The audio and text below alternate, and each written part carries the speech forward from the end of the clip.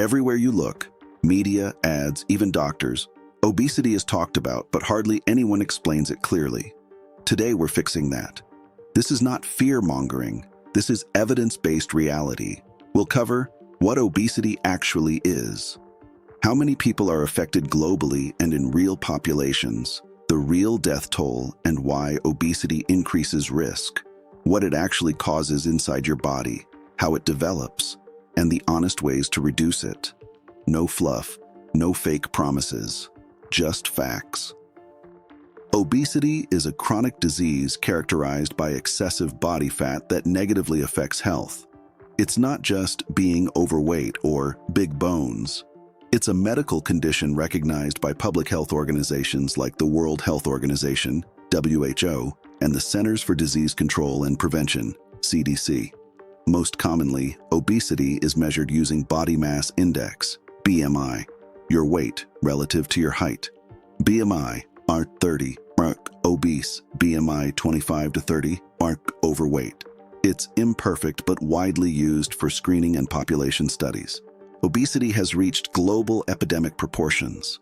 Over 1 billion people worldwide are living with obesity, including adults and children, and nearly 3 billion people are either overweight or obese.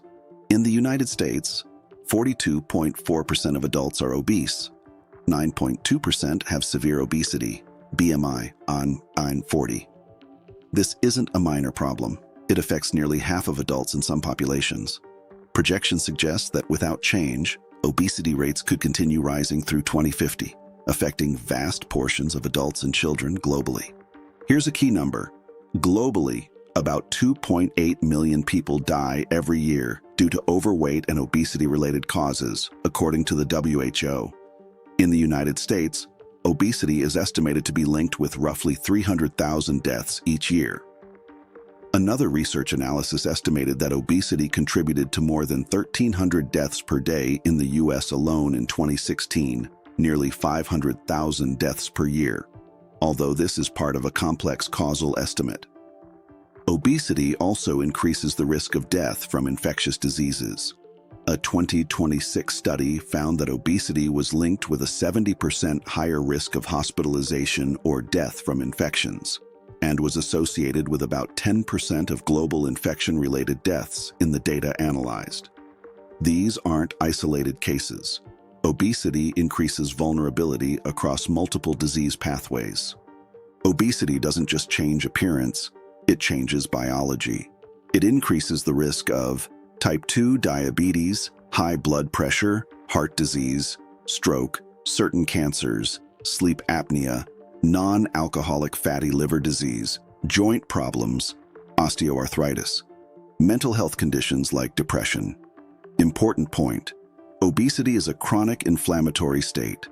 Excess fat tissue produces inflammatory molecules that stress the immune system and metabolism.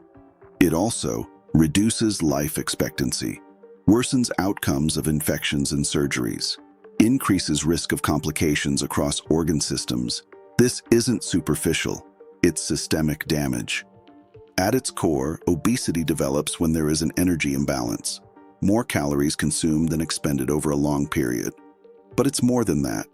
Risk factors include poor diet quality, high in processed, energy-dense foods, physical inactivity and sedentary lifestyle, poor sleep quality, stress and chronic stress hormones, genetics and metabolic factors, environment and access to healthy foods, socioeconomic conditions.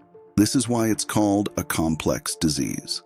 It's not just eat less, move more. There are biological, psychological, and environmental drivers. Here's where most advice goes wrong. Weight regulation isn't simple willpower. Your body has hormonal systems that defend weight: leptin, ghrelin, insulin, a fat set point that resists rapid loss, neural circuits that increase hunger after dieting.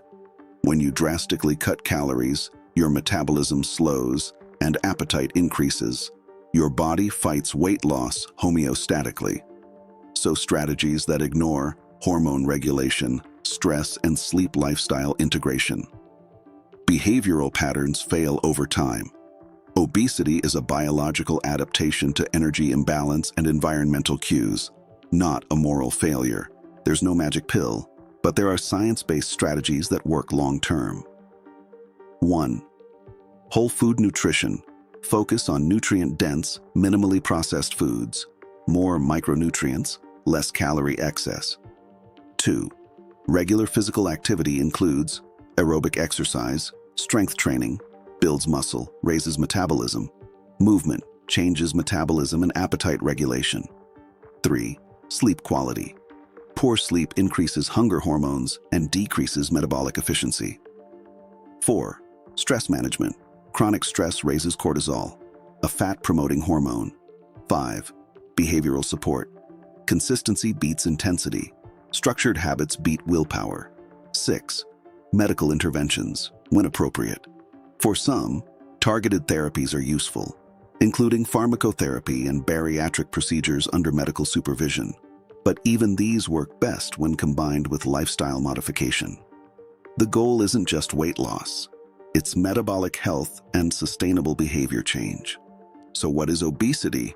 It's a chronic disease backed by global data, affecting hundreds of millions of adults and children worldwide, contributing to millions of deaths each year. But it's not a simple problem with a simple solution. Yes, it has biological roots. Yes, it's heavily influenced by environment, diet, activity, sleep, and stress. The honest approach is this: understand the facts, respect the biology, build sustainable habits. Obesity isn't a cosmetic battle. It's a public health challenge and a personal physiology challenge. Fix the system, the weight follows.